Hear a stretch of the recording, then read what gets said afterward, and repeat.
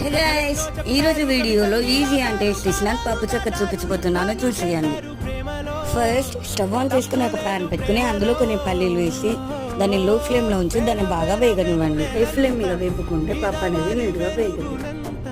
ఇప్పుడు అవన్నీ చల్లార పెట్టుకుని దాని పైన ఉన్న పొట్టు మొత్తం నీట్గా రిమూవ్ చేసుకోండి. రిమూవ్ చేసిన వాటిని మిక్సీ జార్కి ట్రాన్స్ఫర్ చేసి పాయసం చేయండి.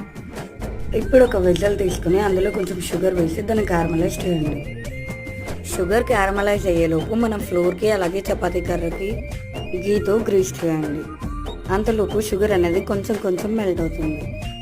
షుగర్లో వాటర్ ఆర్ మిల్క్ ఏమీ వేయకుండా దాన్ని అలాగే ఉంచితే క్యారమలైజ్ అయిపోతుంది. క్యారమలైజ్ అయిన తర్వాత మనం ముందుగా మిక్సీ వేసుకున్న పల్లీని అందులో వేసి బాగా మిక్స్ చేయండి. ఈ రెసిపీని ఇంకా డీటెయిల్డ్గా అలాగే మెజర్మెంట్తో మన ఛానల్లో లాంగ్ వీడియో పెట్టాను, టు వాచ్ ఇట్.